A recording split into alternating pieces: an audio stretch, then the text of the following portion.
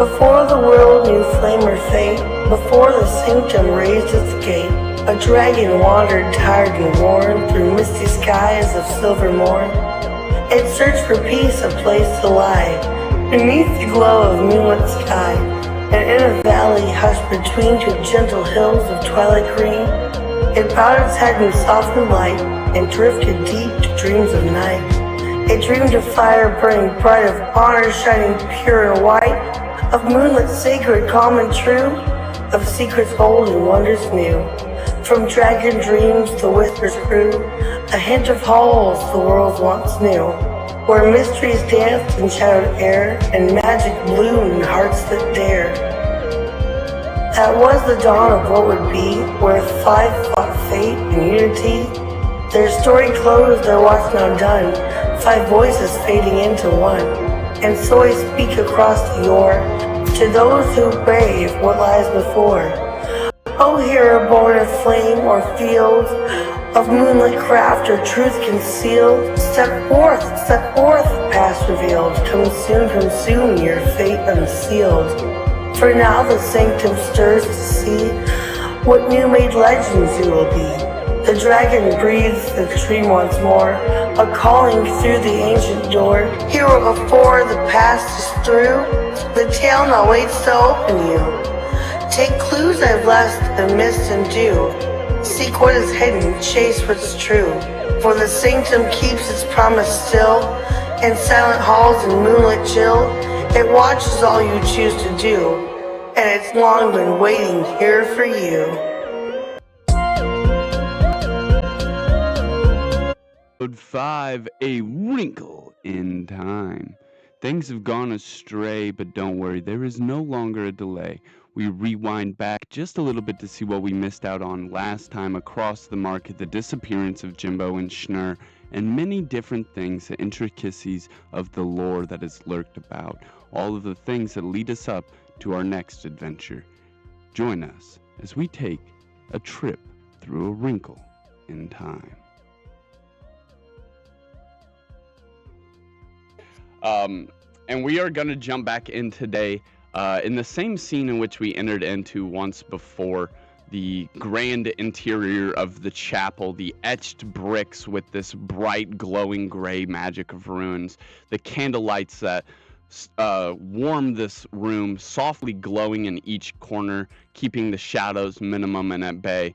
But if there was any shadows, they would quickly be snuffed out by the giant light that comes from the end of Father Tallius's staff. He has this big arching wood staff that reaches up almost as tall as his large pointy hat. And he stands very tall for an old man, a long beard, making it probably halfway down his chest, pure white hair, these large blue robes that are held over by green and brown, almost tarp-like clothes. Nothing fancy, very almost peasant-looking, even for a priest. It's just clothes to keep him warm over top of the robes. Tarps, cloths, different assortments of fabrics. And as we entered in with him, he had given us this speech about the resistance of fate, and that is where we're going to tune back in today. Gathering here today, those that lead the way and those that follow, so that tomorrow may be even brighter. Today we gather here at the resistance of fate to measure what will be your magical potential. And he holds his hand to his left. He has now walked around this room that is mostly empty. Though it is a chapel, it has bookshelves and tables. There's nothing in the main middle part of this giant room. Nowhere you would sit to attend a service or anything like that. And you guys are all kind of gathered there in a half circle. He was in front of you and has now walked around to the left side and begun going up this stage, a slightly raised stone platform, maybe 2.5 feet off the ground, but encompassing the entire short half of the room, farthest from the door that you walked in. 2 blank spaces of wall separate either side of it from the long walls that run the length of the chapel with these giant etched windows of stained glass. And as he walks up this stage, there's a giant blue curtain behind him, and he waves his hand out, and this curtain almost seems to levitate and move magically, wrinkling as it recedes and opens up to reopen there. What would appear like a regular stone to the common eye, to you, Cloud, would look like a gigantic version of the stone in your backpack. To the rest of you guys, it would look very similar to that stone. This giant, massive stone of this weird, it's really hard to describe what this is if you've never seen it before. It looks like crystal if crystal was just regular stone. So it's got like all these jagged contusions and bends, and maybe it even looks like it glows and is lighter and darker in different patches, like you're almost seeing through it. But it is a solid, dense, calcified product like stone. And what would appear to stone to the regular eye. This giant oblong oval jig-jag shape is hooked into the top by these giant copper and brass pipes that bend and warp around, concaving and weaving in and out of each other, building this nest of what appears like wriggled vines. These steam pipes go all the way up into the air like an organ, like a giant grand organ you would see in a church, with all the different pipes popping out at different angles, and just as jagged and just as much of a mess as the roots itself. And across this stone itself is thousands of tiny little sigils, these arcane runes that are sketched in a handwriting even smaller than yours, Schnur. Thousands of them. In layered rings, like cutting through a stone, slice after slice after slice from the bottom to the top. And these rings are moving around simultaneously, all revolving so smoothly and elegantly. It's as if these glyphs are dancing across the stone. This is the Crucible of Aether. This will gauge your magical potential of all potential destinies you may achieve. And this is where the moment that fate truly comes into your hand. You can take control now. And he started off much like last time. He goes around the room kind of just looking at everybody, and his eyes fall on Heimdall. Since you were not supposed to be here, Heimdall, why don't you take the lead? Heimdall laughs and, much like last time, replies, well, I did choose the best. And the four of you make into a single file line and start up the left side of the stage. So special about this moment, as you two make your way up on stage, Jimbo and Schnur, you were kind of ushered up first. Father Talius looked at you with this big warm smile. A smile you might not have seen in a long time, other than from each other or maybe around. You might have met a friendly animal that could smile or something, but this smile is one that greets you as if he's looking at a long lost son and a long-lost daughter that has returned home for the first time. Without even a moment of hesitation, he could read your mind. And the question that would jump to your head, asking if you guys could take the crucible at the same time as Schnur is sitting on your shoulder, he would just kind of nod and smile to you, almost acknowledging that he already knows what you're thinking and that you guys should just step up and place your hand down together. Hell yeah.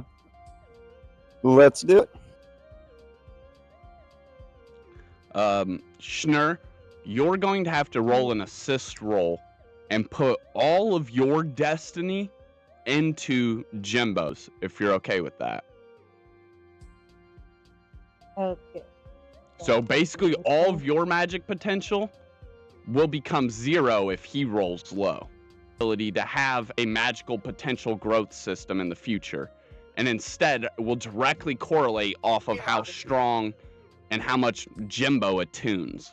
which is funny because attunement's supposed to work for like your familiar and your magic items and stuff, but they're using it for like their role play, their like relationships, magic, spirit, strength together. So that's what we're trying to figure out. And with that being said, Jimbo, roll her away. Let's see what the number of the day is. Come on, drop an 8, bro. Okay, that's a lot of potential though. 64. Quick maths. Let's fucking go. That's a lot of magic potential. It seems like roll numbers, but low numbers, but that's a lot of magic potential. Just putting that down. This sphere. Your hand finally makes contact with the stone, and you feel this slight pressure, almost poking and prodding into your brain, like directly above your eyebrows, in the middle of your head. But this pressure is quickly alleviated as Schnur's hands, she's like sitting on your shoulder or whatever. Maybe she's got like her hands kind of like leaning up against your neck. She's like centered or like completing the circuit, essentially, adding more energy. And as this like prods, you feel it kind of like not only back up, but kind of getting moved off, missing, being in the ethereal space between you and Schnur, as you and Schnur's magic actually encapsulates this potential. As it tries to gauge what you could be possible of, it simply fails for the first time. It can't identify you alone with Schnur there. And this is not only a reflection of your magic potential, but a reflection of an in-game element that we see from the forest, as it was not able to actually see Schnur. It wasn't able to identify her, much like this crucible cannot identify Schnur's fairy magic. And there would probably have never been a fae that has come through here before. Schnur would be the first. So it can't identify what her magic potential is doing to yours. And as this thing whirls around, different arcane glyphs begin to light up and glow. You see like different elemental colors of fire and nature and grass, and ones that look crooked and warped, like blood and skeleton hands, the moon, and then these really weird ones that look like almost like the Olympic symbol. It's rings inside of rings inside of rings inside of rings connecting together.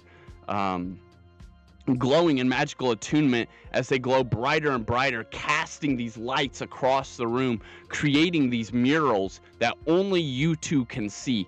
They can see the images and the magic being cast out, but the magic is attuning and giving you an advanced understanding. So as you're looking at this magic being cast out across, you're actually seeing how it connects to you as it forms into your memories, as it forms into your focus. Whatever moment you focus on, past, present, or future, it will bring in front of you into these murals as it begins connecting your life together to this magic potential. So you're looking out at all these different murals. What would you like to look at? You guys have to make a decision together, past, present, or future. I think we're going to go with future. Yeah. All right. A couple things that catch your eye as you're like staring out at all these different magics warping this entropy of all of your possibilities. Your eyes go from right to left until they fall upon Schnur, who is on your shoulder as well. And as your gaze goes across, you see her. She is staring across. There is these scenes of how you met and came in and lifted her up, and you could see these scenes transition to one that's brighter and more vibrant, getting bigger as each scene connects into it, as each magic entropy wave wraps and connects to this ribbon of story that's in front of you. This main scene gets bigger and folds out and gets larger and more detailed as it carves in. You see some sort of ceremony is happening. There's these giant gazebos and brilliant archways covered in flowers. A huge forest that's in like this vibrant bloom of roses, it looks like, but it's a forest, and large colors stretched across the horizon, and the only two people visible in the frame of this large ceremony is you and Schnur. And as this scene gets bigger and bigger, more details within the scene itself become visible. And as you focus in on yourself, you lose sight of Schnur in that scene. But that's okay, because it turns out she is there with you. You see the possibility of literally blending and becoming this fairy moonfolk hybrid in the future. Ooh. And with that, yeah. the crucible has Okay, gauged okay. all of your magic potential. And it starts winding down. The glyphs start discoloring.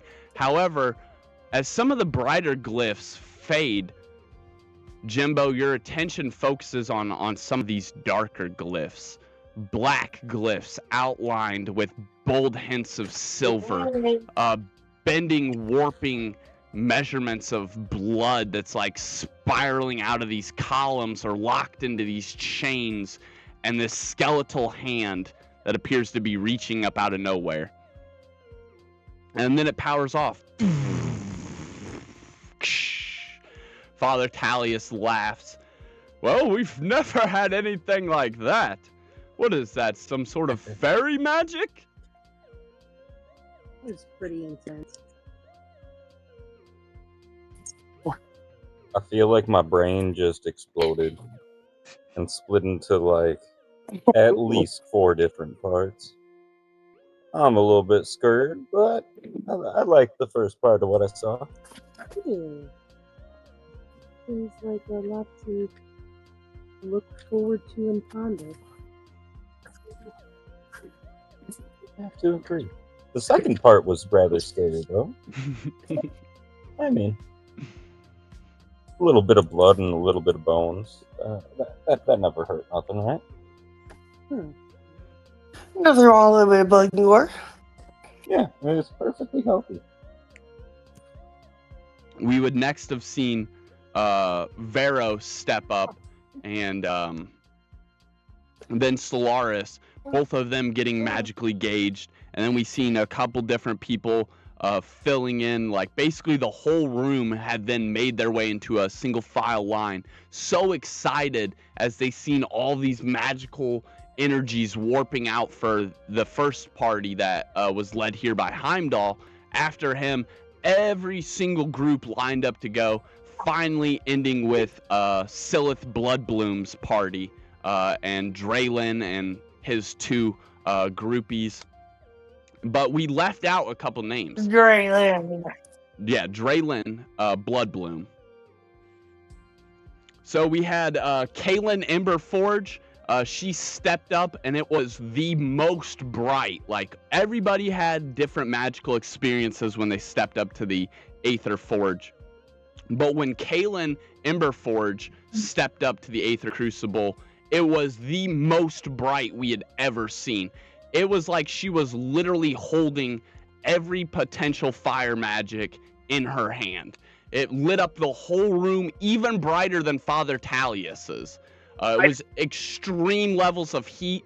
The wards in the room began glowing as if they were going to start canceling the magic at any moment, as if it was literally becoming dangerous to just observe how bright and powerful her future was. We missed out on Bramble Ironroot. He was one of the 2 duos that made it here without a leader. He was the one that was with the smaller guy, and Mr. Ironroot, Bramble Ironroot, is a much larger boy. He has long hair that goes all the way back down his hair like Spike or like Super Saiyan 3 Vegeta. Long hair that goes all the way down his back. Huge protruding muscles that are hidden underneath of these potato sack-like garments. And funny enough, he has like a bonsai tree that's essentially growing out of his back just above his shoulder blade on the left side. He said, "Why?" We also missed out on seeing Vexus Starpath. Starpath is actually another royalty name at Mistvale Sanctum. So this young lady, she could have made it to Mistvale without having to do all this, as she would have got a letter, much like Vero did. And this would have been the person, presumably, that the shadow would have been talking about when Vero asked if there was anyone here that got a letter. And he was referring to like someone dark, a male, and someone powerful, a female. He was probably referring to this bloodline. We didn't get to see either of the two that are with Draylin. We didn't get to see his, the male, the chubby boy, and we didn't get to see the female because she was one of the only elves that was here besides the brother and sister duo that were the other only group of two that made it here with no leader. And so, of course, we got to see Draylin.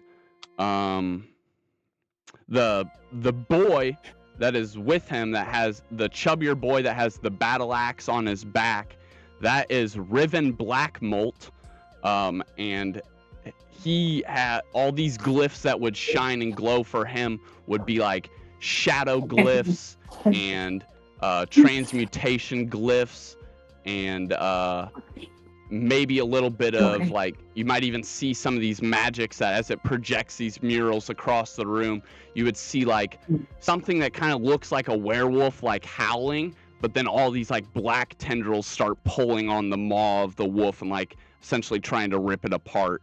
You'd see all kinds of crazy shit when he went to get his, and that's the boy that is with him. The girl that the sister, or sorry, not the sister, the female elf that we got to see that was also with him, that's Asaro Soulcast. And for hers, we would see all kinds of healing glyphs and conjuration glyphs. Maybe even some of her murals would look like great healing, like she was healing a whole bunch of different people at the same time. And these weird conjurations, as you would see like all kinds of monsters and weird different shaped fiends and creatures. A very, very strong party to complete alongside Draylin Bloodbloom, who we seen yesterday. And we wouldn't really get to see too much of either of his two buddies, because of course, as soon as Draylin like actually touches it, they get blasted away. But we'd get to see a little bit of their magic potential. Otherwise, they wouldn't be allowed to proceed. And yeah, so that would be the end of the Magic Crucible. He would continue by giving you guys the same speech he did yesterday, that Father Tallius runs over to the guy and the girl alongside Draylin, that as Draylin put his hand on this Magic Crucible, his two comrades that also went up with him at the same time and already put their hands up to the crucible, but they weren't connecting with it yet. It was like they were trying to, but it was like distorting and wasn't allowing them to, because it knew Draylin was near. And then as he put his hand down, it worked perfectly, except it backfired and shot out one side of like this insane just electrical destruction magic and ripped through the boy with the battle axe. And then on the other side, it cast out a similar lightning bolt, but we didn't actually see it do any damage. It just ripped through her shoulder, and then as she stood up, she was already immediately healed. Her clothes were singed where it had gotten through her shoulder, but there wasn't even a mark on her actual body. And so it was like it split all of his magic potential and fractured both of his buddies with it. And as the boy gets like to his feet and he's like bleeding, dripping blood, Father Tallius ran over, cast lay on hands, and then his hands glow a golden light as his hand covers over the wound for a second before moving and revealing a similar effect to the girl's shoulder. No wounds were left on the boy, just singed, fragmented pieces of his shoulder cloth. And then Father Tallius would demand that meeting with Silith and be like, we need to talk. Heimdall Silith would disappear to the right of the stage, where previously there was just a blank space of wall. Now a door would appear as they walk up to it, and it would creak open. The three of them would disappear into some quarters and then clothes, summed it up in the dormitories here after you've had your chance to go to the market and all that, and then you will be able to head out for Mistvale tomorrow. They're gonna send you guys on your way. So everybody made their way to these papers that are on this table, and there's 4 different types.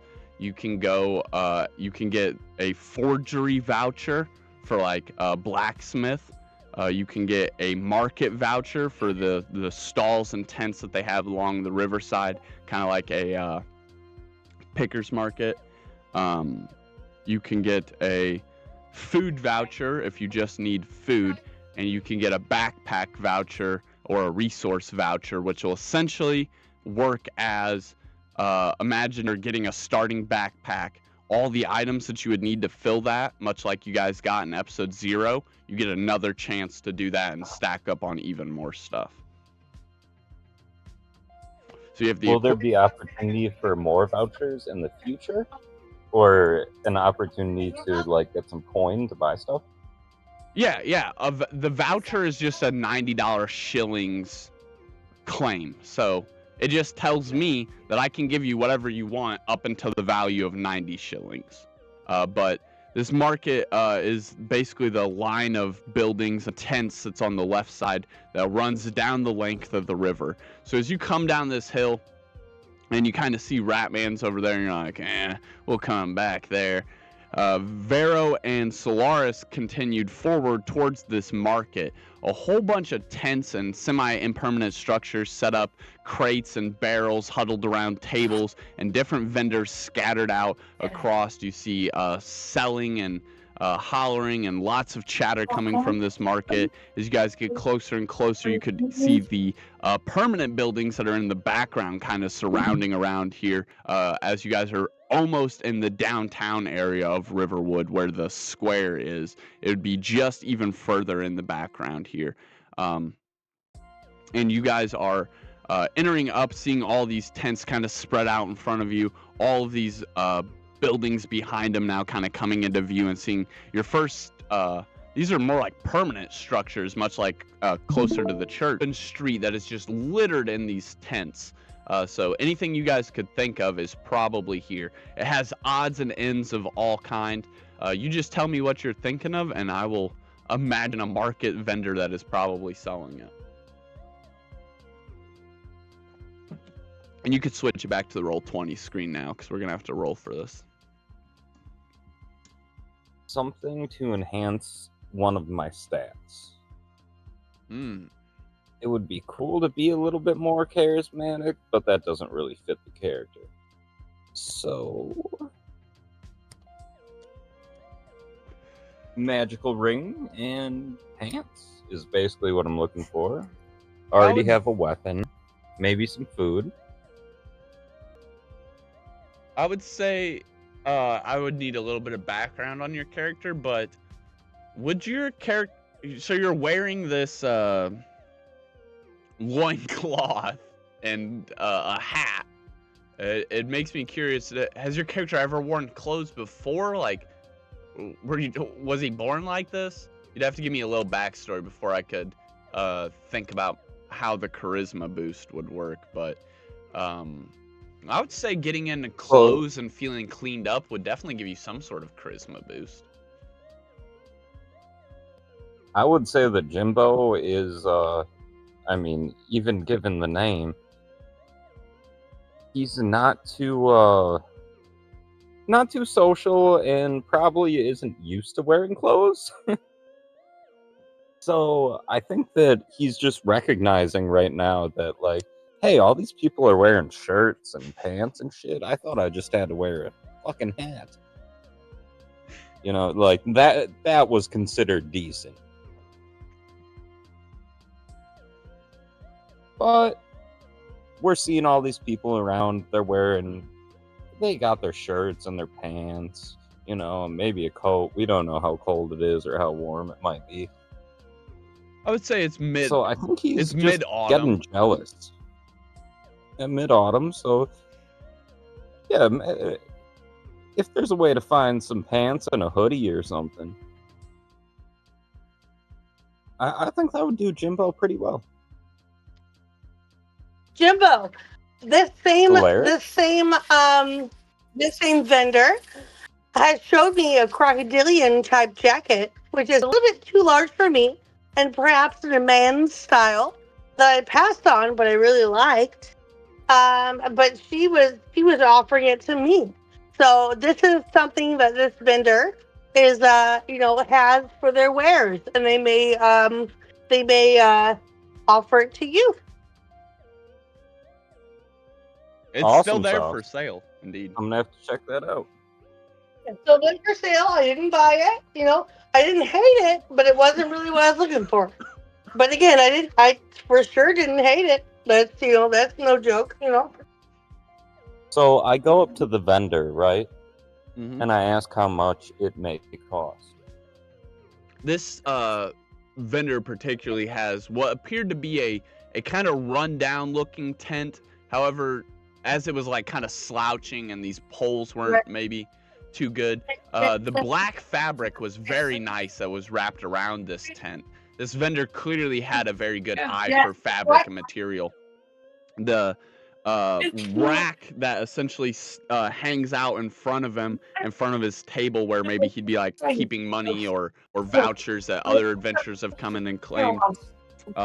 He is sitting there behind it, a small hunched-in human man with some big-ass binoculars, and he looks up at you guys as these binoculars begin clicking with different lenses, maybe 4 extra lenses on each set, kind of rotating in and constantly changing. And there's a small metal-like spider with 6 legs bouncing around on his shoulder. A small metal-like spider. So, sir, what are you charging for that well-crafted spider-looking thing? And what are you charging for those pants? Because they're beautiful. A smile comes to his face, the wrinkles at his eyes burling up as his big brows lift to try and see you better. Oh, well, Lefty's not really for sale. I don't know what I would do if I didn't have an extra hand around here. He holds up his 2 hands as his right one stretches out in a long leather brown glove as he's pointing at his wares and his different clothes with an open hand, and his left one kind of comes up kind of like in a general posture of exclamation, just kind of like making a bend at the elbow and coming up towards his shoulder. However, at the wrist portion of his hand, there is no actual hand there. It is just like wrapped up in some sort of white fabric as a nub.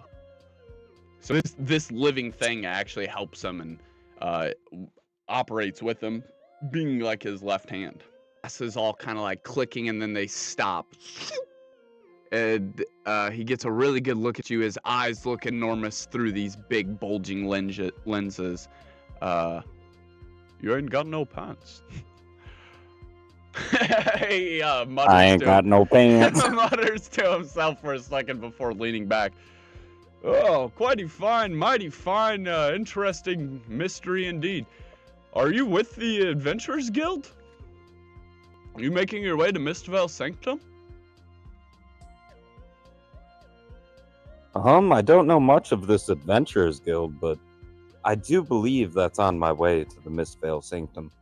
Those are the people that like lead you there, yeah, like Heimdall and Silith, them people.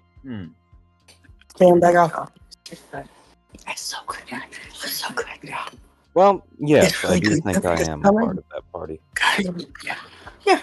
All right, well, any Tough. adventurer Oh, yeah. can't start their adventure like that, my friend. Let me tell you. I want any pants. I want any pants that make me look slightly less like a any pants. degenerate. Who sells pants? You sell pants? I accept. Pretty much, yeah. But yeah, I'll take your cheapest pair. Okay, go on, mister. As long as I they're will not take too your $1 pants. Thank you. All right. I'll take dollar pants.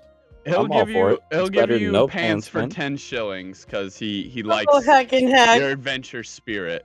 Why don't you just spend like 10 more shillings and get like Oh, you enjoyed a regular yourself. jacket or something as well? Call it 20 shillings and you Well, get I would like to get a full help this regular dude out outfit. with his task here. Huh? And maybe there might be a cool code in there for me. I'm sorry, I Maybe. missed, No, perhaps. I missed what you said. Perhaps. Because it seems like this man knows his fabric well. He does have an eye for fabric, he said.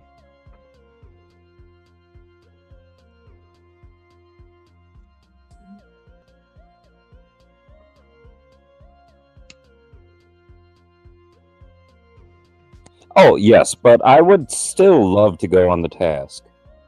And because this man seems like an expert, he knows his fabrics, he knows how to sew, he knows how to stitch, he knows all this shit. He seems like a well-educated man. So I would love to do a favor for him if maybe in turn I got a jacket. Okay, yeah, he'll give you if you complete the quest, you could have the jacket and 20 shillings.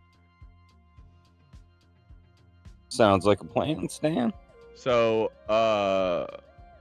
that still leaves you 70. 70 shillings on this voucher that you have to use somewhere in the market. Solaris, before we leave though, really quick, I'm very Solaris, interested to know. while you were there and you were hanging out, maybe when you had offered the jacket to Jimbo, you'd been like, "Hey, check this out. That's pretty cool." And then you kept walking. You feel Yeah. eyes peering on you, much like in the alleyway. But Ooh. this gaze feels different. Not cold, but just genuinely intrigued, investigating you. Or just Roll. interested. Yeah. Roll. Or can you tell me what your passive perception Interesting. is? My passive perception? Let me see. Yeah, it should be under senses. Boo da boo boop boop boop. Yeah, okay. Let me just hit me. Okay, it's loading. A lot. Oh, come on. It loads better in my house. Passive perception. My perception is 11, yo. As you feel this gaze locked upon you, your head like swivels around the market trying to find where this gaze was coming from. And in between two different tents that were kind of hodgepodge together with a little small space in between them, maybe like 1.5 feet wide, you see a blur of orange jump out of sight in between the two tents. Yeah, jacket. And did you want... Well, I guess it doesn't really matter. Do you want to try and make 20 shillings for that bonus mission? Damn right.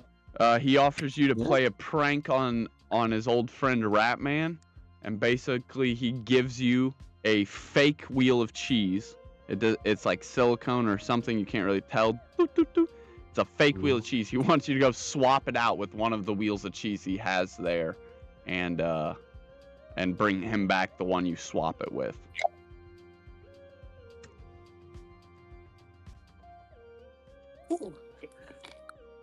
Oh, I don't know. That's a tough one because the rat man's the cheese man. I can maybe his brother to freeze riding for us for way cheaper. It ain't gonna cause any buy the harm, normal probably. I will also say I'll ask. I will also say a wheel of cheese costs exactly 20 shillings. But I can ask. So he Good, is that's what we want. paying you But I can ask to basically brother. buy it, but he wants you to swap it out with this this fake one. And then on top of that, you would have also got the jacket, but now you've already purchased the jacket. So he doesn't have that to throw in. So I wouldn't get my money back or anything? No. This is an optional side quest. If you chose to complete it, you would get the jacket and 20 shillings. The jacket is gone now. It's been claimed, basically. So now the only thing And that you can get is these 20 shillings. That's up to you. You can think about it as the progress goes on, because we're going to fade over to Ratman's cheese shop anyways. Schnurr and Jimbo would have disappeared from the market at some point, and we find out it wasn't for any mysterious reason at all. They just went to Ratman's cheese shop because Wax has the voucher for food. So the two of you would now split off away from Solaris, who just seen this like thing that was watching her, and it blurred off in between the tents with this orange colored blur. Very interesting. And as well as you guys are now leaving the market, heading just right down the road to Ratman's cheese shop.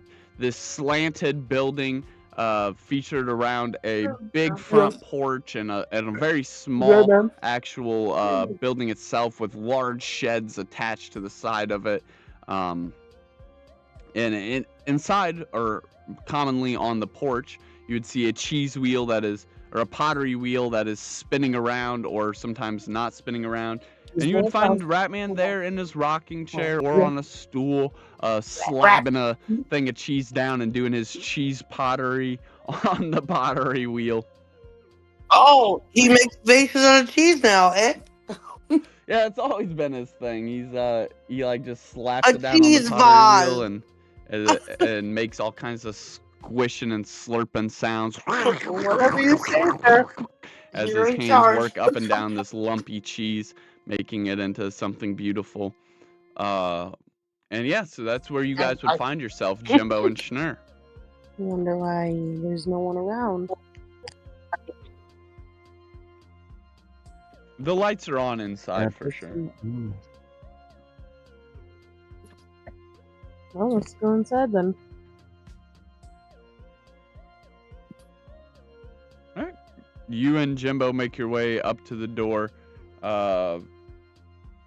You hear a slight ruckus inside as you turn the doorknob.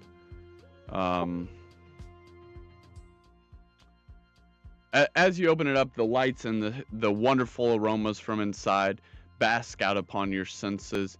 Ratman stumbles into the scene from one of the side rooms, one of these sheds that are what looks like a shed from the outside is connected to the side of the building. He steps out from one of these and into the main open interior of this larger hut, and he's got a handful of papers, all wrinkled up scrolls, crumbled up, and he's got them all in a mess in his arm, his other arm dragging a half-eaten cheese wheel behind him through the air. As he stumbles in, the culprit! He struck again! My best cheese wheel! Gone! Ratman yells in anger.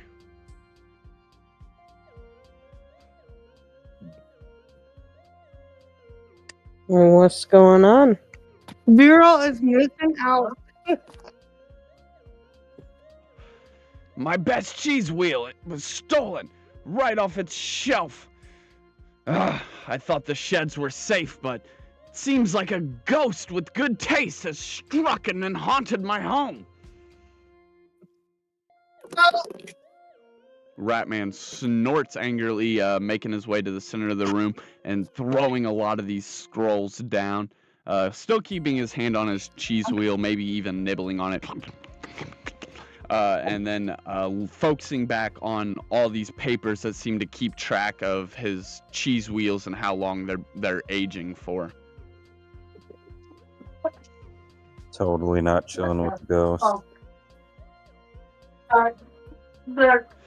He's like, a thief is a thief, and the thief must be found.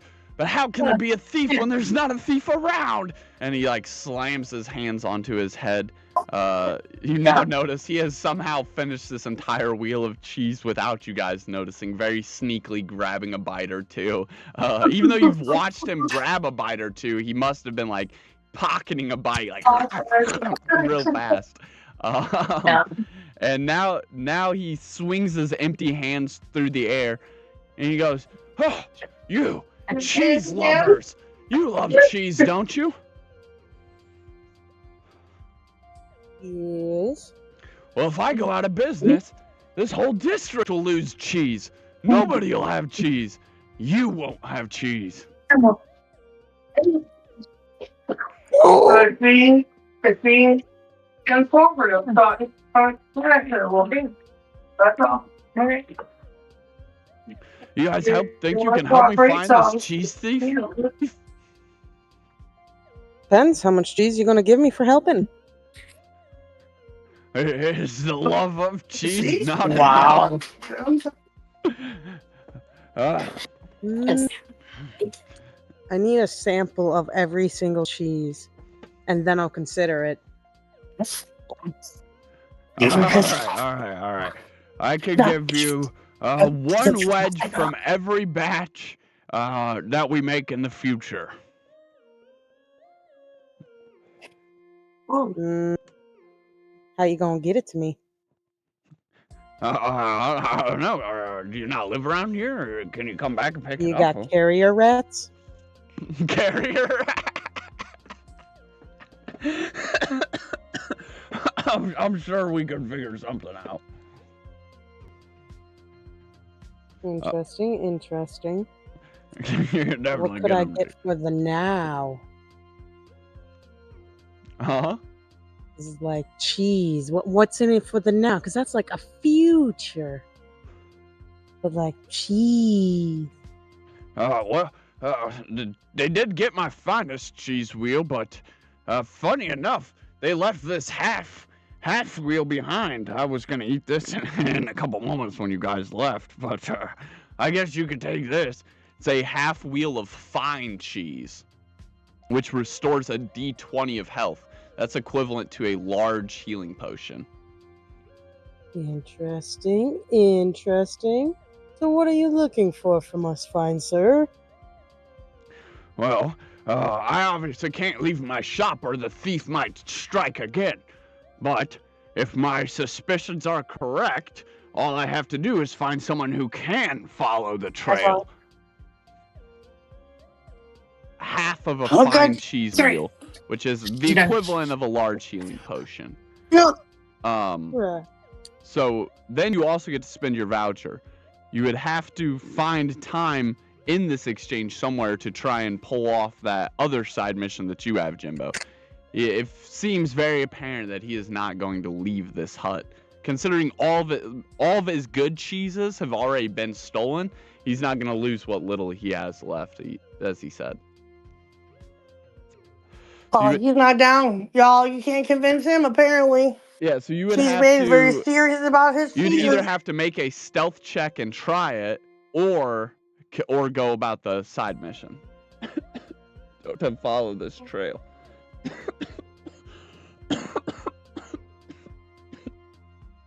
But if your overall Y'all goal... just be harassing let's go for it. How about we all just go together and see what happens while we're gone? That's a mighty fine idea, Jimbo. Okay. I must avenge my honored rap master. What is even going on in chat?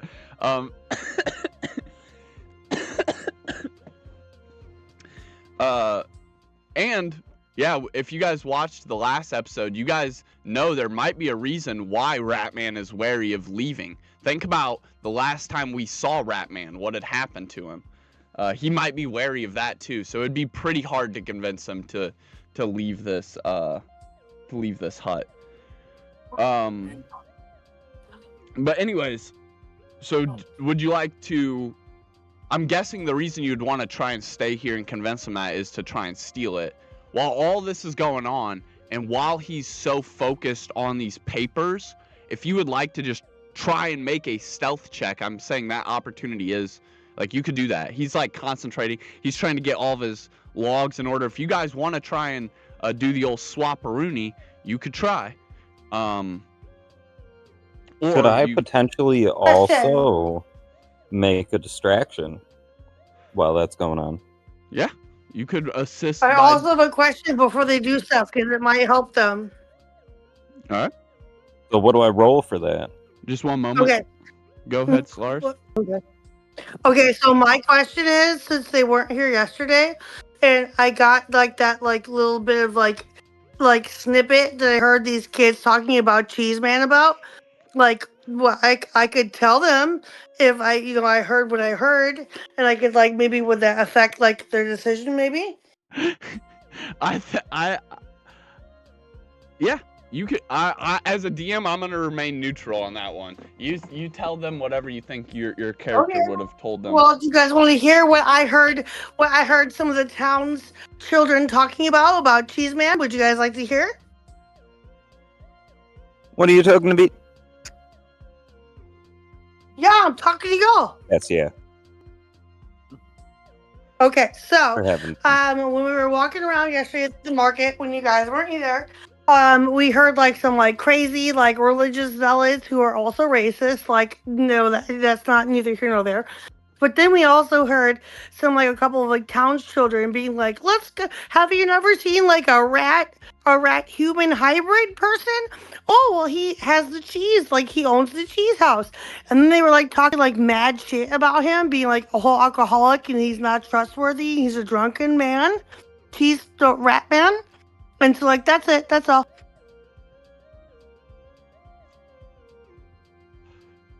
A lot of Just gossip. FYI, apparently he's an alcoholic. So like pretty you know.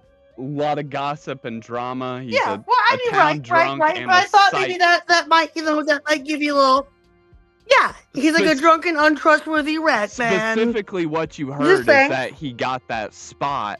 Remember how earlier we heard that the tent guy that has the rivalry with Ratman, he has a rivalry with Ratman Yeah. because Ratman got this spot for his shop. It's right in front of the whole market. Oh, Perfect I thought it was a tent woman. But those kids said that he only got it because he's like a freak show. Like the town is basically putting him on display Yeah. to attract attention. Yeah. Well, that's rude. Yeah. Right. And it was working. But I thought the you adventurers guys were like, came specifically to see Ratman. And, yeah, it's working. Yeah. Yeah. Yeah. Yeah, I mean, I guess if it works, it works. Well, I just wanted to share that info with you guys, like just full disclosure. Appreciate it. Ratman's backstory's tragic. Poor It Ratman. is quite tragic. I understand him. And he's think just we trying to all make understand cheese to him a keep the little town bit. happy. Oh my god, I'm getting choked up. Oh fuck. Alright. So what do you guys like to do?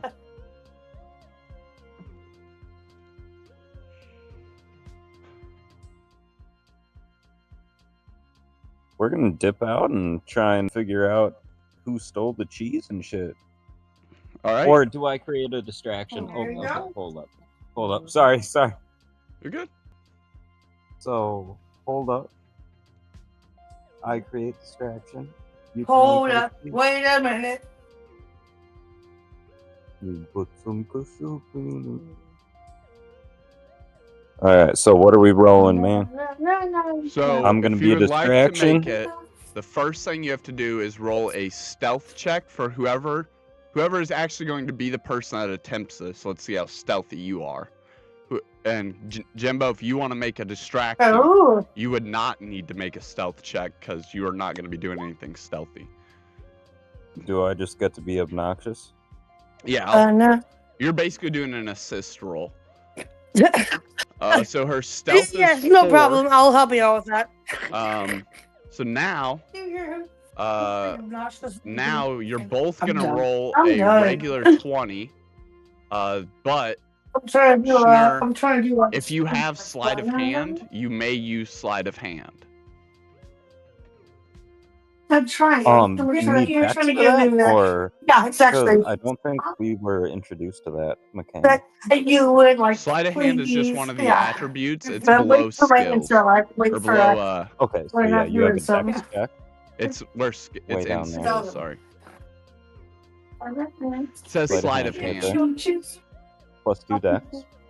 For you. That you would like, please. No, not dex, sleight of hand. Yeah, but it just results in a dex check. Oh, So the jeez. same. I'll do though, anything I that thought you it want right? me. Oh, please. That's all I have. Totally Yeah, missed that's all weird. of that. What kind of check do I make? Just a Not regular flat 20. intimidation. You're basically an assist. Am I So just like in battle, how you'd have up to, I am. you'd have Outrageous. another attack essentially. Fuck. It's the same Whatever. thing. I'm pissed. All right. All right, so So 13. Yeah. Or 16. Yeah, I know. That was all right. me. Well, then what would your distraction look like, Cloud? As he's focusing on these papers and you're talking to him about this Parmesan, is that your distraction, or what do you do to I would distract say him? I just talk to dude. I tell him to look around and point out all of his favorite cheeses and go from there. Just ask how his day's been going. Just casual conversation. Just keep him distracted. All right. And around near probably the other side of the room, Schnur, you're gonna try and grab one of these wheels of cheese. It's just gonna be 2 medium wedges. Restores 1d8. Why? It could be whatever cheese you want. Monterey, I don't care. Cheddar, Colby, who knows? Gruyere. It shall be Parmesan 14-year aged white cheddar. Okay. Ooh. 14 aged white cheddar it is. Good. Yeah. Good choice. Okay. So yeah, you have those some 2 sharp wedges shirts kind of tonight like for hidden biscuits. on I'm you into it. somewhere. The door swings open, and the same guy who is wearing those long black robes and had the fine kind of blonde hair tucked back and was kind of making the eyes and slight smile at Heimdall steps in. Oh, Silith! What are you doing here, Silith? Come for some cheese? And he takes a step and another step, and he looks around at all of you before his eyes lock on Jimbo. He sees Schnur over in the corner doing something, and he sees Ratman scurrying about by his table. No, I don't think I am here for cheese today. Only business. Are these some compatriots of yours, or just customers? Oh, are they're gonna help me find my cheese thief. I've been haunted, stricken by a cursed ghost. He's got all of my cheese. All of the best ones from my storage locker. Well, send them on their way then. I must speak to you privately. Okay. Come here. Who wants it? And he holds his warping, ratty, fur-covered and matted fingers and his long nails out forwards. Jimbo or Schnur, which one of you would like to have this magic enchantment bestowed upon you?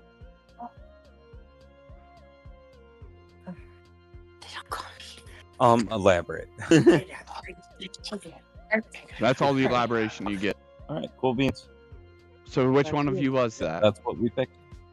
That was me. I picked All right. those. Jimbo, you step forward and he kind of holds his hand up and these warping magic lengths stretch out from him. This scroll that he's holding in his hand starts to erupt in a similar color as patchwork from it begins to disappear before the entire scroll is disintegrated. You see a weird arcane symbol appear before all the lines on the letterings of it and these different miniature symbols are connected, creating a sigil. This sigil is cast out as a ray of energy, landing on you and marking you with the ability to cast Detect Magic. So for a following couple rounds, you will have the ability to cast Detect Magic. Whenever this sigil dies out, you will lose that ability. So whenever you go to do an investigation check next time, just ask to cast Detect Magic.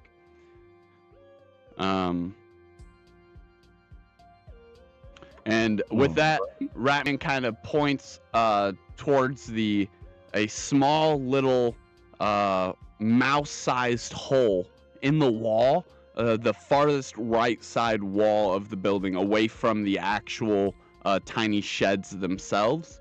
And he said, "You should start out in that alley right there. That's where the trail's the hottest." Pointing towards this small little hole that leads, this tiny mouse-sized hole that leads outside. Well, it better be spicy.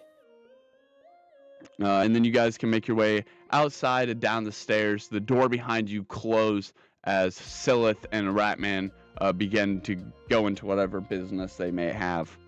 You wish to proceed, or what? What do you guys want to do? Oh, let's go follow this trail. Let's go check it out over there. All right. You begin to walk down the stairs and make your way around to the right side of the building. And in this small little alleyway, there's not much. A couple trash cans, or not even trash cans, more like just barrels that have trash in them. And some crates that are mostly busted, but a couple that are still together, just leaning against each other near the far back end of the alley. Should we go check out over there by them garbages? Absolutely. Would you like to roll investigation, perception? We'll go with. Let me look them on first, real quick, and I'll let you know. We'll do investigation. All right, go for it.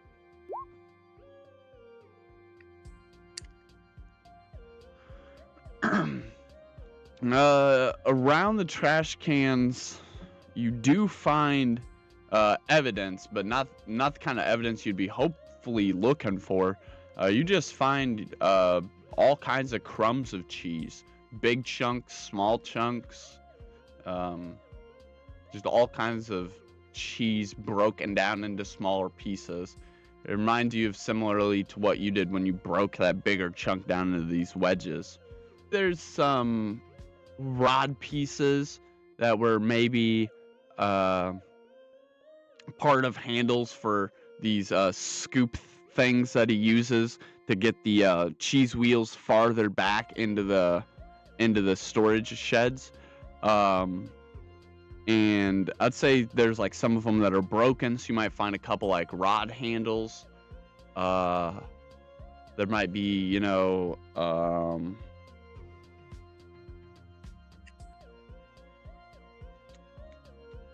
might be some scrap cloth. And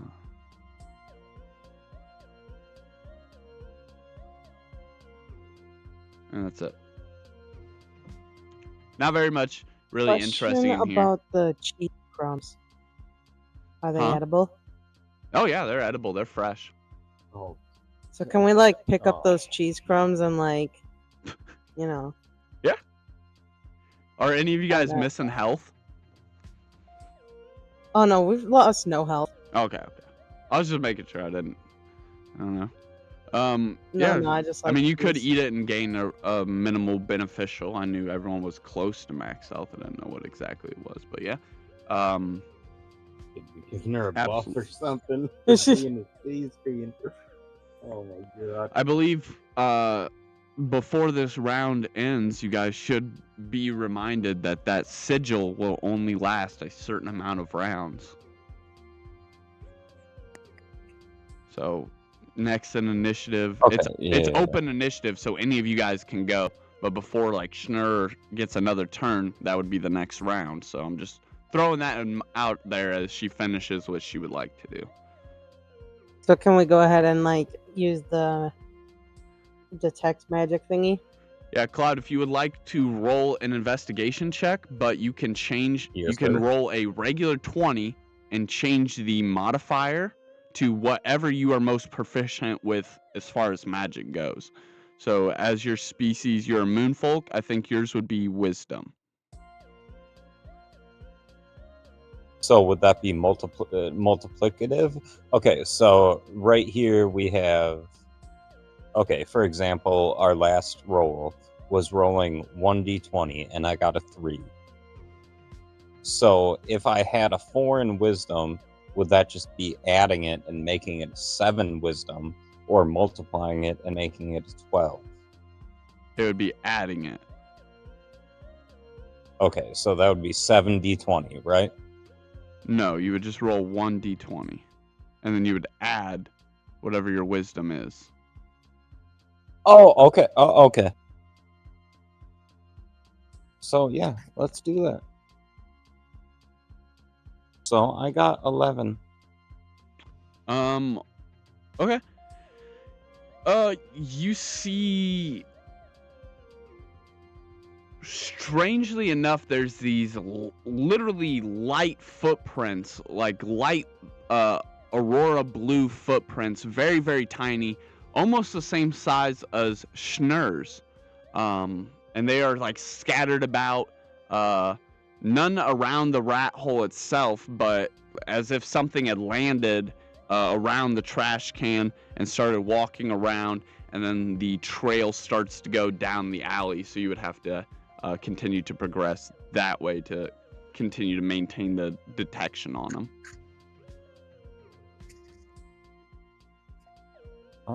Whose turn is it now?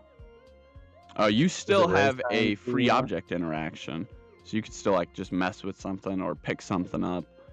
You could add one of those rod Go do handles to your inventory that could be used to craft scepters. Or I don't know if you're going to use a wand Oh, or I'll what definitely do that. or what Yeah. you're going to do. I would say if there's even a rod even if there's 2 rods, Oh, actually, you could break I'm one of the mad. rods, and then both you and Schnurr have a rod for a scepter. What is it made out of, though? Some sort of oak or darkened hardy wood for nice, like solid staff handle.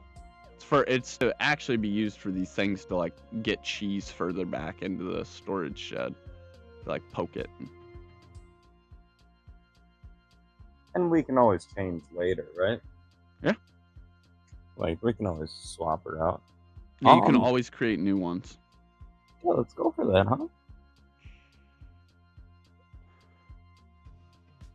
Yeah, let's pick up that rod handle. Fucking rocker from there. Okay. As you two continue to follow this path of very softly glowing blue light footprints, they continue around, down the side of this hill, the sloping embankment, and then start to get less and less visible as they get closer and closer to that bridge you guys originally walked over.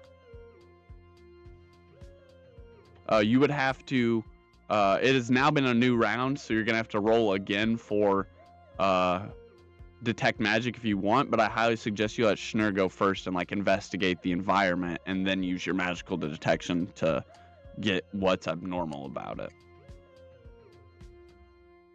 All right, But it's well, still can open I initiative, so investigate then? proceed how you Okay. like. I'm sorry, Schnurr, what? Investigate the area in front of us then? Yes. It's a sloping embankment down into the underside of this bridge. Is there anything specifically you'd be looking at, or you just want to get like a wide scope of this area with more detail?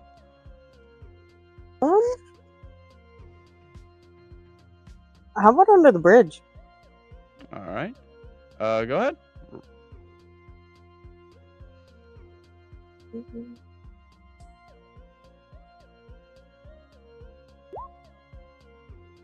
Wow. Oh. Yeah, you start peering down there. You even see just like a small flicker of movement under the bridge. but nothing else seems abnormal about the bridge.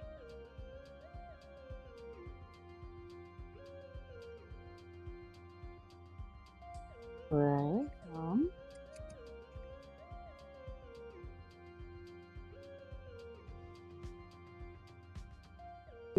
Walk around, I don't know. If you guys is now up to you if you want to. I don't think you can move because you're sitting on Cloud's shoulder. But if you guys would like to move together, you may. What you thinking?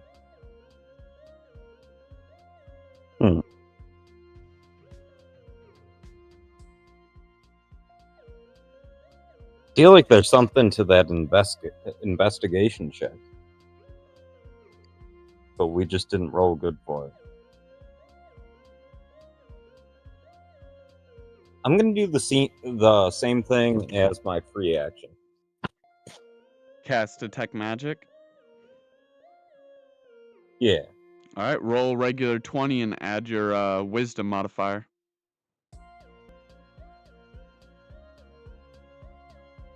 So 15. Your Wisdom's 4, isn't it?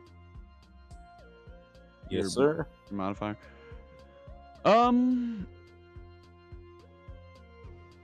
You hear a soft hum.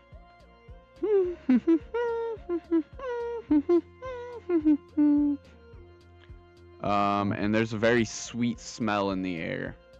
And you might even have caught that same flicker of movement that Wax saw down underneath the bridge. You got to be very careful getting close to this river, though. It is flowing and ripping and roaring.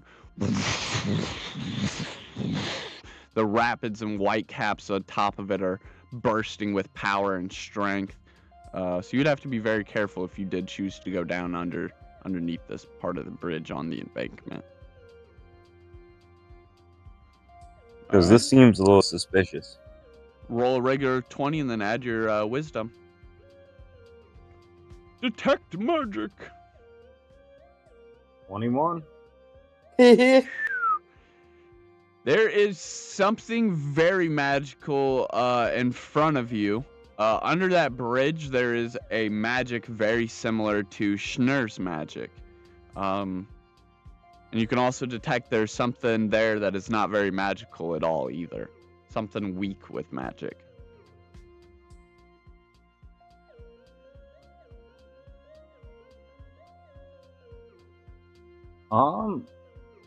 Could I go up and say hi?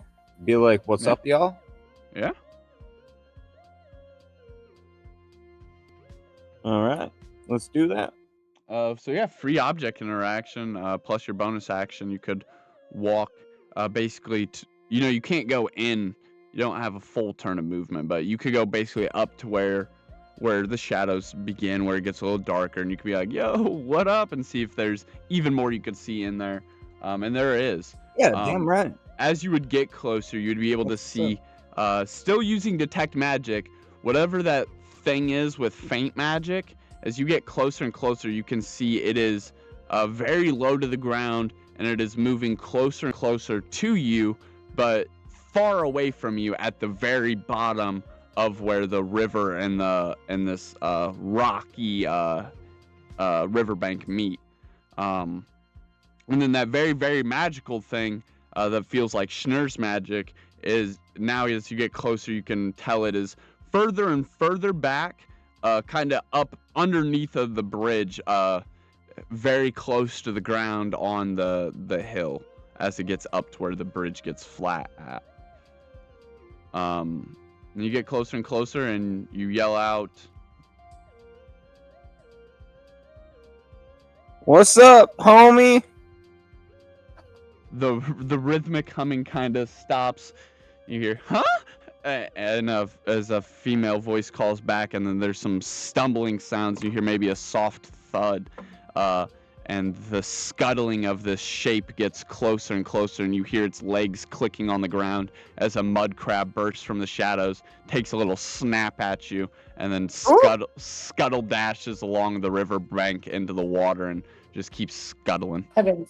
You see there is Bucks for all of them?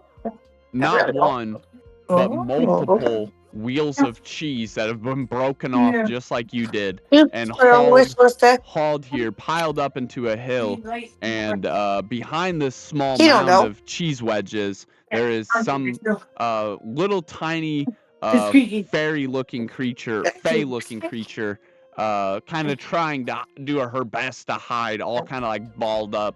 She has dark purple hair and vibrant colored wings, and is trying her best to kind of like conceal all of that with her garments and rags as she's like crouching down behind this cheese mound. We gotta get. What is he doing, Neil? Oh, I'm sorry. Hey, Harley's on. what's up there? Oh my goodness! I thought you guys were the Shadow Man. I haven't. No. Nah, we just little homies passing through, looking around. What you doing? Oh, I'm just trying to survive. I've got some food here, and please don't take my cheese. And she like lands on the cheese, no longer like trying to hide herself, but trying to hide the cheese under her tiny body.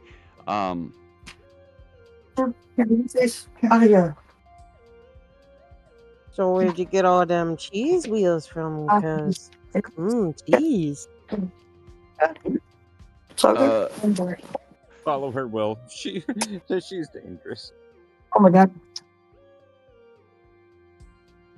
So good. So sticky, so good kisses. She is a I can't.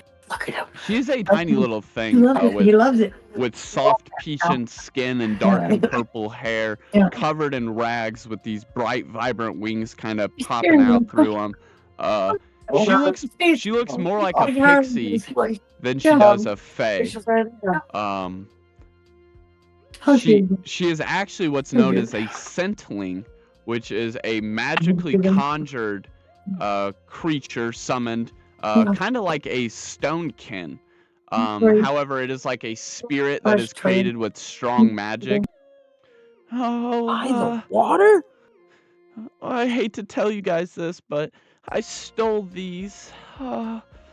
My master, he was killed by the Shadow Man.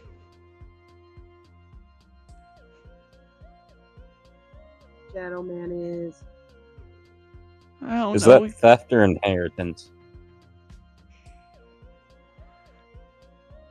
And I stole these from the rat guy because he's just never looking and keeping track. It was so easy and it smelled so delicious and I was so hungry. I mean, that is pretty valid, but this is a lot of damn cheese. And you ain't much bigger than me. I was really hungry. All right. Roll a wisdom save.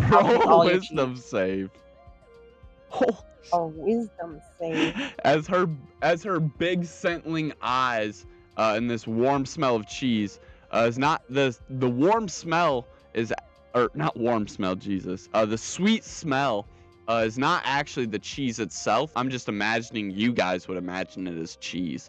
That smell is just actually a scentling's ability, and you guys are gonna roll to see if you would be wisdom saved against this charm. That is a dirty 20. So, would that be between the two of us, though? I mean, you would have or to would roll that just be the one? individually. But we'd both do a wisdom throw, and then like combine it, divide. No, you'd have to roll it individually. But this scentling, it's just a charm. It's not an actual spell. It could be, but it's not. It's just an ability, a passive ability. It makes you really not want to hurt this creature. And you, Schnur, rolled a 6 to a dirty 20, so you would really feel empathetic and not want to hurt this poor little scentling. You, Cloud, however, you would be like not as enveloped in these sweet aromas. You'd be more astute to your senses. And the cheese, he can decide if he shall be falling for her or what she is doing.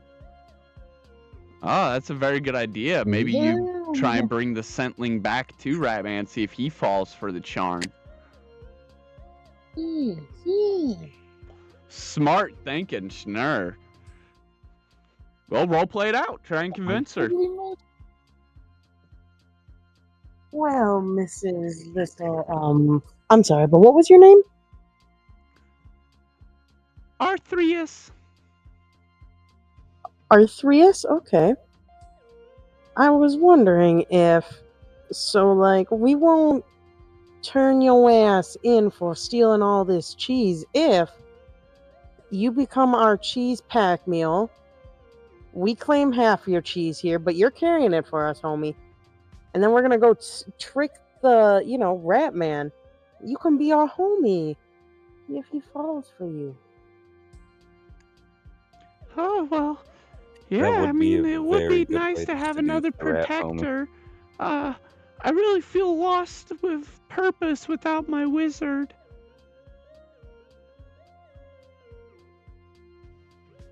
Your and with wizard. that, can you roll? We'll just say that was such good roleplay, you don't have to roll.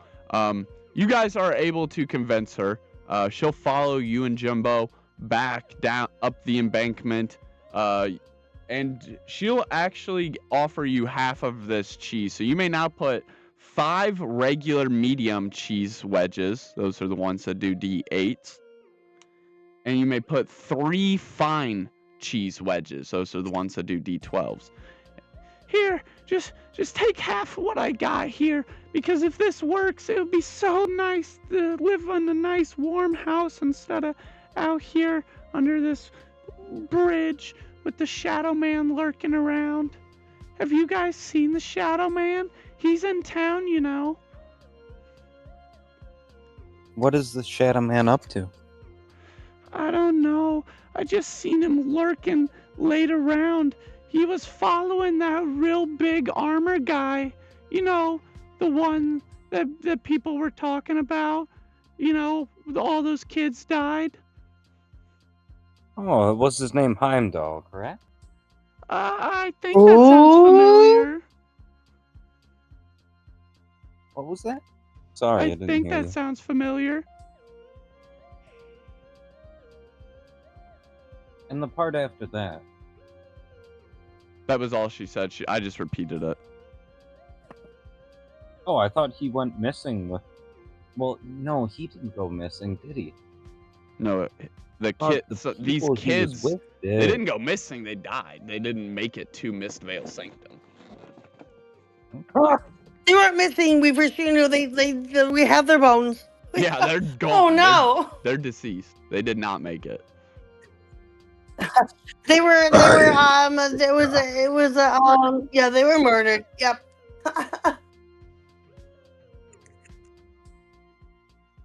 Oh, that's fine voices in your head. Yeah. As you guys make your way back up to Ratman's place, Silith is just now leaving. This took you guys maybe about 20 to 30 minutes. The sigil is now completely faded. You guys are back. And Silith is just now leaving. You go in and find Ratman is kind of like scuttled back in the corner, picking his papers up. The table is completely flipped upside down and basically like across the room. And he's like picking his papers up and like scuttling back to his feet as you guys enter back in. Would anyone like to make an investigation check as to where Silith is like storming off towards? Yes. Am I of use, or is it between Jimbo and Schnurr? Solaris, I'll say this could be for you. You could follow Silith. Let's say that his path would have crossed yours as you were going to catch up to Vero after he delivered those crates. Okay. So we'll say that you could do that, and then they can go. Well, if they want to go ahead and roll, they can. But I'm willing to throw a roll out there if that's something. So we'll yeah, go for it, I'm right? not concerned about that. I'm just saying I'd like to throw. Okay, so we're doing an investigation, you said? Mm-hmm. Right, an investigation? Okay. Yeah. So I gotta load this. It's being dumb and slow. I gotta put my phone on the charger. Okay, so we're doing an investigation. I gotta look up my stuff. I'm slow with it a little bit because I have to check You're good. notes, abilities. You're good. We're basically near the end, so it's all right. Okay, investigation is an old shoot on -1. All right, well let's see what I roll. Let's get a 405. Okay, I rolled. Okay, I got. So Oh, I got a 17. 16 investigation. But Um, -1, so 16. he Unless we're is doing straight investigation. storming down. Remember when you guys broke out into the town square? How you guys went around to the left, and there was like one big alley, and I said it basically like ran the whole length, but ended where that wall was. If you went the opposite way, where it continued to run the whole length, he is turning into that right now. So he would be walking essentially towards where we later know the flesh wall will be. He is going down that bending long, very long alley. But what's not interesting about that is not the fact that he's walking there, but that two figures that both have the same exact robes as him, with this bright embroidered red crescent around the borders, and the slicked popped almost like Dracula collar, but they also have long and black hoods, much like an executioner's cowl. And they quickly like both step and follow behind, like 10 paces behind Silith, entering down this dark alley right after he does. Would you like to follow them?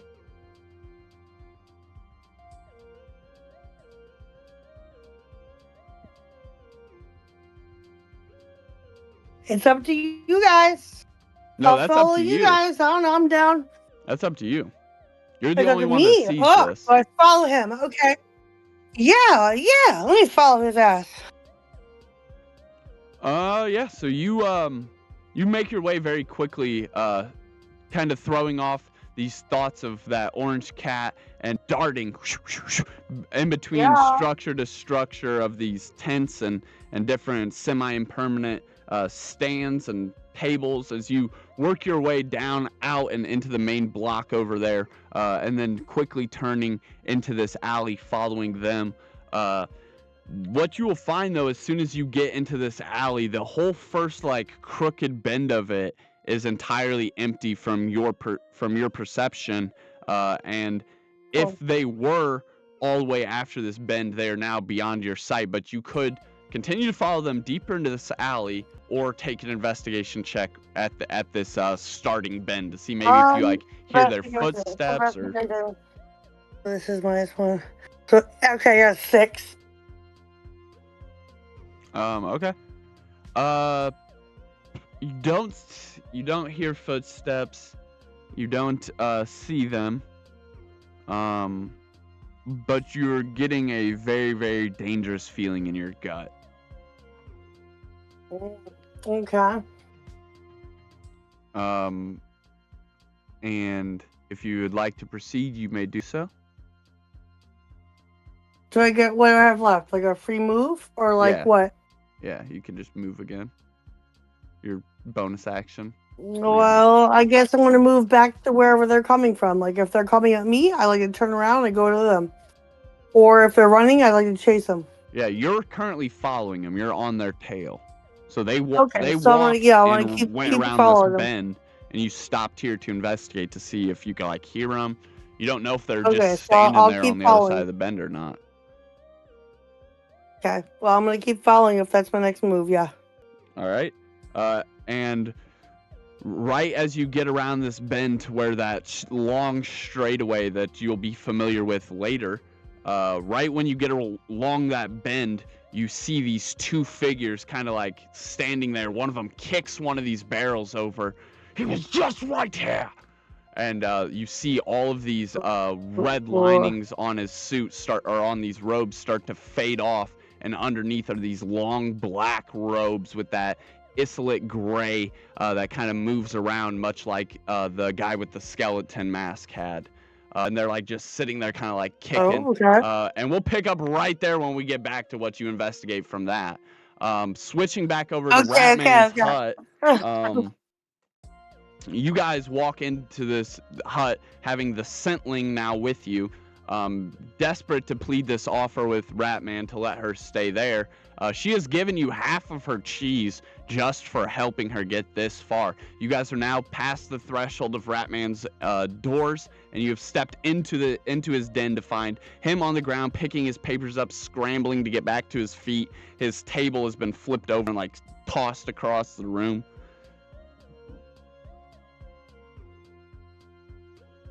Well, I would say we probably try and like be kind to dude. Like we don't want to like ruin his life or nothing. We just want a little bit of cheese, you know.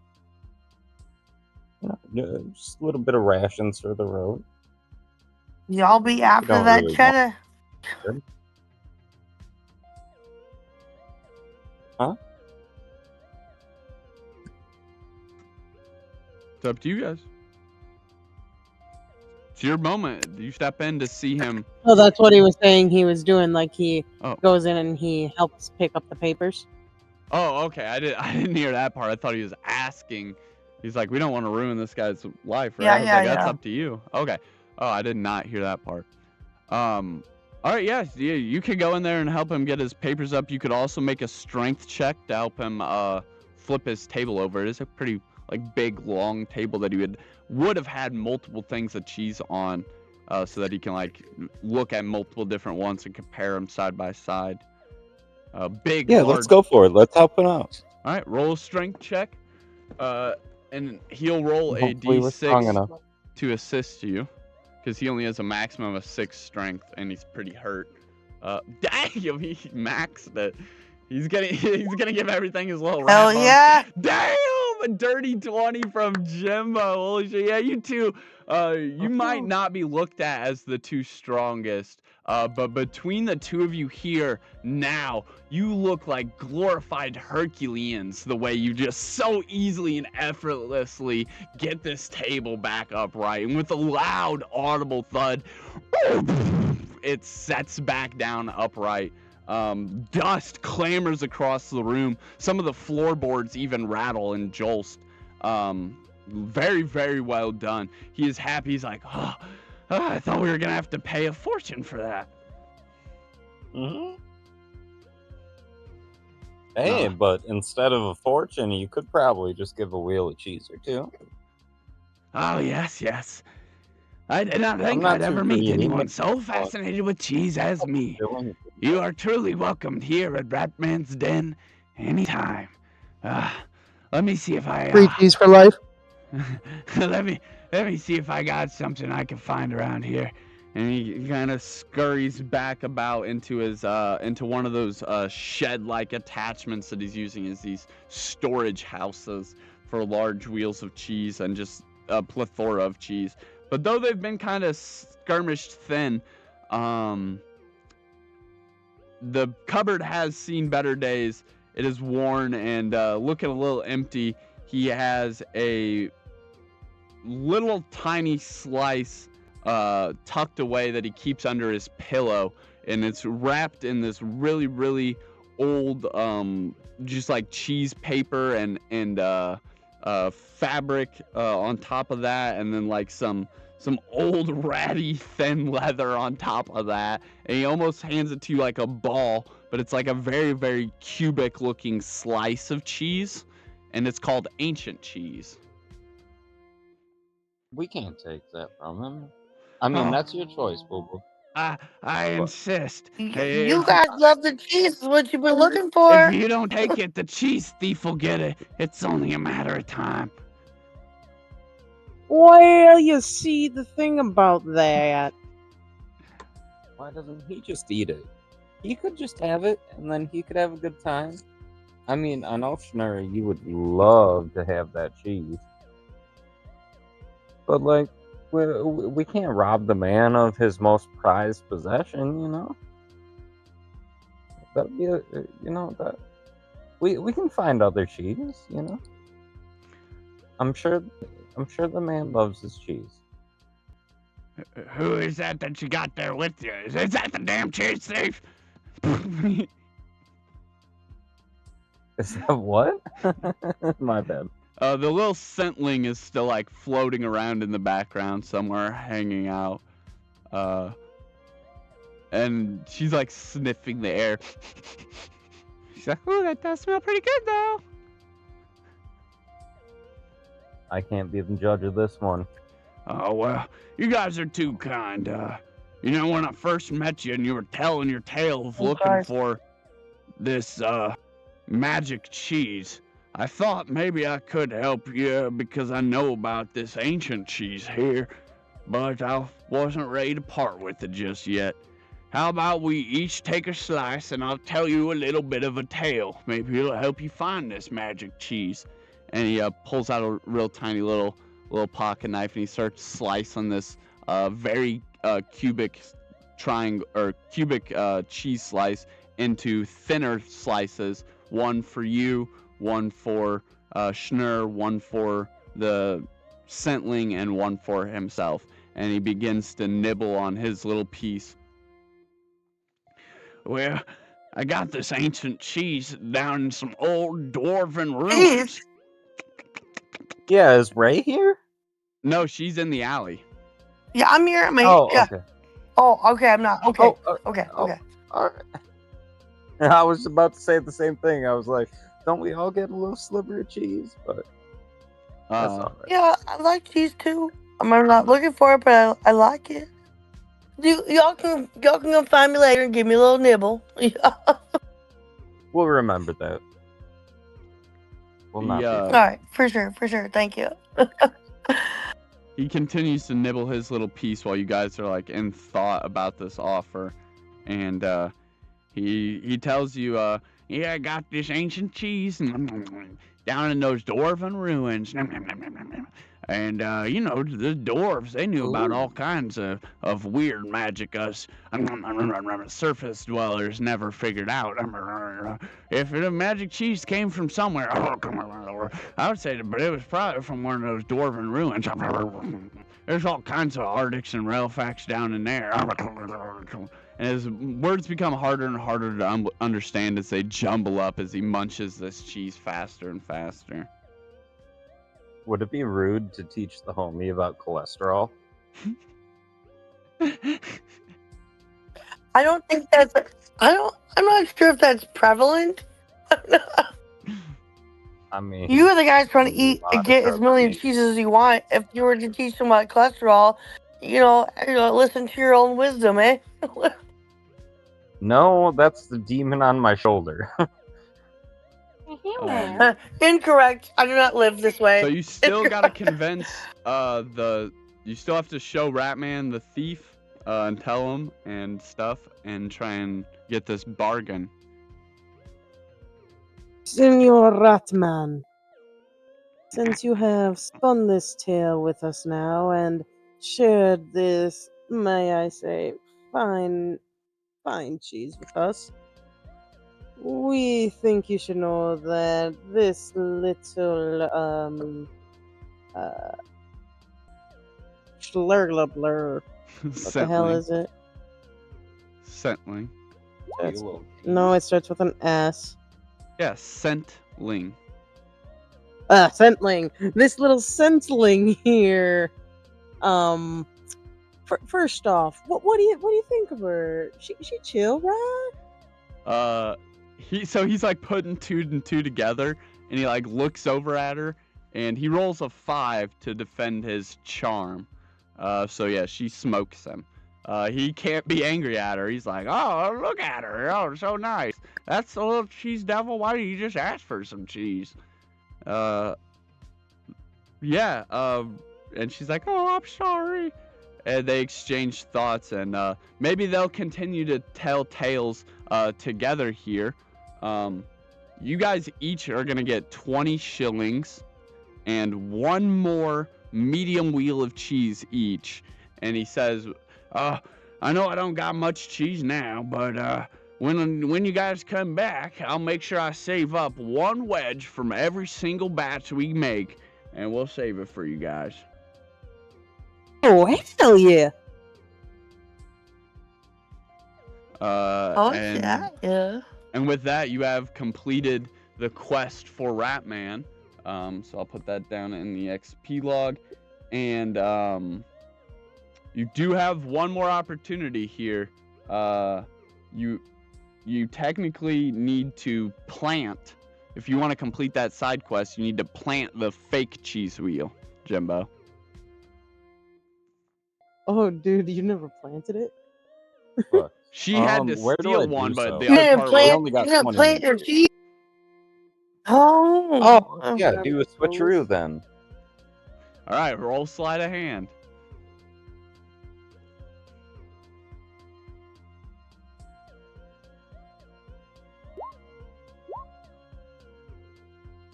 That's dope. Yeah, you definitely fucking pull that off. You're like, as all this is going down, and he's like talking with his new friend, and everyone's getting cheese. You can quite easily, kind of like real sly, like roll this fake cheese wheel down your arm over your shoulder, like an NBA player, like a globe trotter, and kind of whoop, drop it right on top of one of the other cheese wheels, and step away as if nothing ever happened. Mission complete. Now, all you have to do is return one of the cheese wheels you currently have in your inventory to the rug guy, to the fabric guy. Oh. So you have a chance to make 20 more shillings than everybody else by simply returning there right now. You'd be in the lead for money Oh. Let's roll. by almost double. She owns the whip. So you guys get moving. If it involves Lamborghini cheese, I make the fire up. dictatorship. And And you guys take off down the road, passing by the alley that Solaris dipped down. You guys, of course, don't know that she took off down there, but you guys quickly make your way back to the market, and the sun is getting ready to set. It is going to be dark soon, and if you don't make it back by dark, you will be disqualified, and you won't be able to travel the Mistvale Sanctum during this voyage, like Father Talia said at the beginning. So just keep that in mind. The sun is like close to going down, and it's getting pretty dark.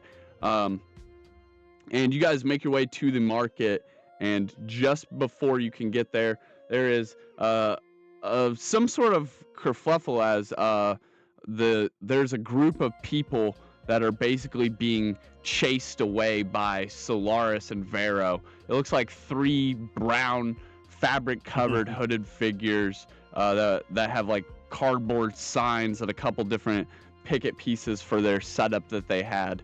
They have it in their arms, and they seem to be being ran out of town. And you guys pass by that, and then make your way to the market again. And at the market, you're able to make it back to the parchment guy with the spinning binoculars and the little robotic spider. oh, my fine sir, look at what we have. Oh, I knew you wouldn't fail. Here you go. And I threw in a bonus. There's 30 shillings there. And make sure you remove one of those medium cheese wheels from your guys' inventory. And now, in total, you guys should have 50 shillings. Which would put you guys in the lead by 30 for the richest. Yeah, hack and hack. Yeah, make him bank. And he is so excited that you pranked his old rival. He's kicking his boots. And he's like, well, I guess that's a successful day. And he begins shutting it down and packing up all his stuff as well. The spider running around and helping fold things with all of its little legs. And yeah, he starts packing it up. Spider. It's almost dark, so I presume you guys would be wanting to take the voyage to Mistvale tomorrow in the game. Oh, yeah, tomorrow in the game, man. Yeah. So you guys would make it back to the church way before it gets dark, greeted once again by Solaris and Vero as they make their way in, and Father Talius would welcome you guys all, thank you guys all for participating, and wish you guys a safe night within the walls of the Heck chapel. yeah! And Ooh.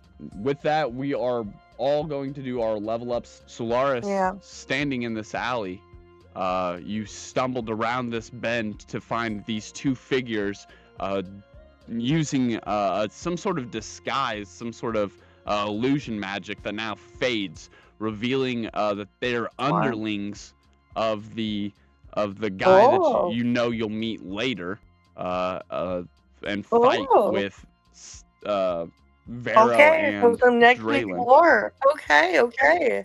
And these guys are like hunting Silith. Silith didn't know they were behind him. He may be a douchebag, Ooh. but these guys were presumably about to do something pretty bad to him, and now they're throwing a temper They're tantrum. even more douchey? Huh? Oh no. Yeah, and they're So they're throwing a even more temper douchey tantrum. than him? Oh. Silith disappeared right where you will come Ooh. later to find the that Ooh. fleshy wall. Okay. And now these yeah. two are standing there.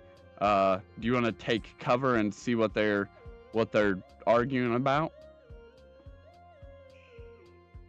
I sure would like. Yeah, I would sure like to do that. All right. Go ahead Should I and do like a take an roll or investigation something? check. Yeah. Investigation. Okay. No, I gotta look up all my silly stuff because my stuff needs. I gotta look I think it your up. investigation's a Mm. -1. Why is it?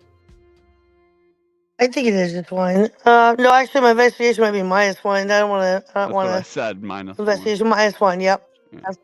Oh, my bad. Yep, you're You're correct. good. You're good. All right, I roll was them just up. saying. I Roll was them like, up. that's what I said. Yeah. Roll them up. Oh, I literally got a 1, so I have a 0. They're almost muttering. What?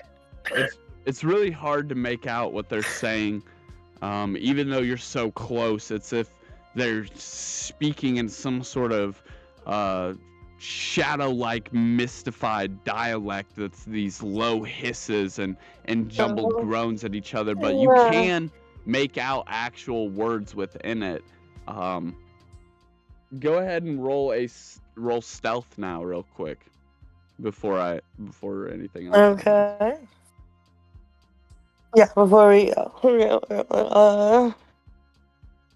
The boops. Come on, internet, just load. What the heck? Okay, there's a stealth. Stealth. Boop, stealth. Stealth is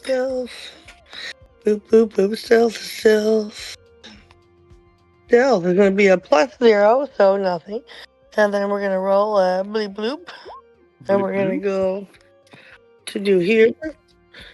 12. So it's an even 12 because my stealth is +0. So 12. So they're at disadvantage because they're arguing. So they roll a 1. You're pretty concealed to them. They continue arguing back and forth. You could take another investigation check. Cool. Okay. My investigation -1 we stealth. said, right? So. Huh? Yeah. Okay, well, all my investigation checks -1. So 13. So I rolled a 14. My investigation -1, so 13. If we can't kill him, he's going to get in the way. You don't think I know that? We have to kill him. We have no chance at killing Heimdall, and one of them has to be taken off the board. They're arguing back and forth. And before they can even like really finish this thought, you hear some sort of in this like slurping and warping and bending sound, as we see the fleshy wall come into view much previously than we had thought, as it manifests and bends, and as the flesh kind of bends and molts and warps these patches of different colors with these seamless or these seams that aren't stitched at all just patching in and flowing against each other, begin to bend and warp in the center, Oh, making a cylindrical type shape that protrudes further and further out of the wall before becoming a humanoid type shape and then emerging from the wall in total. And the guy with the skull mask appears, a large hooded figure with wearing some sort of deformed human skull across his face, steps forward, and he looks at the two. Did you find him? And they're like, no, but we're going to. This thing is throwing us all out of whack. We thought this stone would help us, but it's done nothing but throw us the wrong way. And he chucks something across the alley. Ding, ding, ding, ding, ding, ding. Well, you have one more day, and if you fail, I'll kill you both myself. And you hear that flesh and slimy warping bend as the figure wasn't like fully out of the wall yet, just like emerged and protruding, and now it just like retracts and begins to morph back into it. And yeah, that is everything. They kind of scuffle about, they scoff at each other. Oh my god, I need my little buddy. He needs to hear this. And if you would peep around the corner, you can make one more investigation check real quick. I sure will. Alright, let's see. Let me do one more investigation. My investigation, what I say, is -1, so I already know. So I can roll a d20. Clean it. Okay, d20, so 19, so 18. You peep around and see that not only are both of these dark figures gone, but that wall that I was just describing is also gone. This wall is not the same. Like poof. It is just in the same spot, and whoever made this wall can conceal it a lot better, make it go away a lot faster than Vero can. Ooh. Okay. And I can hear you on my... You see a small stone that has been skipped across the alley and is tucked up against the one of the barrels that has trash stuffed in it, with a crescent moon on it. A small blue stone with a crescent moon. Okay. Yep. And that is perfect. We will go ahead and call it there. Thank you guys again for joining us. Then make your way back up and meet up with Vero, and the events would continue. Thank you guys again for catching up with us in this filler episode as we patched in what was all happening alongside our other episode. This has been so much fun, and I appreciate you guys all for joining us. We'll catch you on the next one in Spells and Scepters.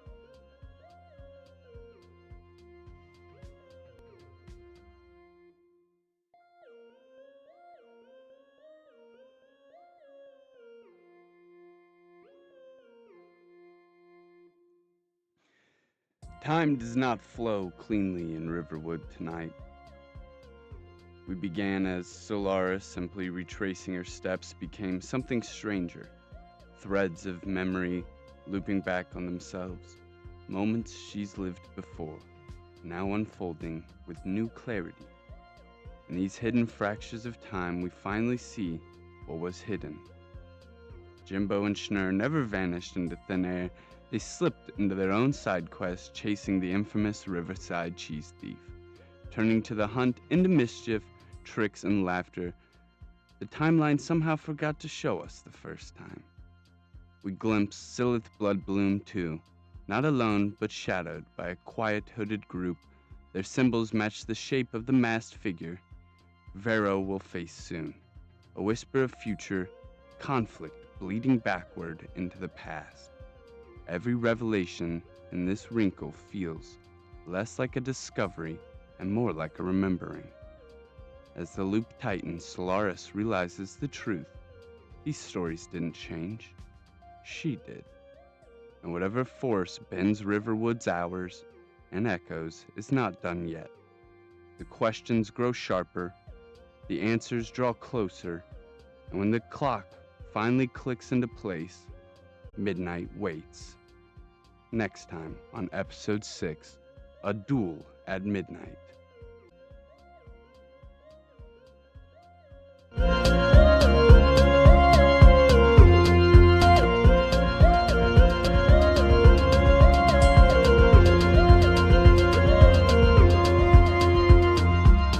Before the world knew flame or fate, before the sanctum raised its gate, a dragon wandered tired and worn through misty skies of silver morn.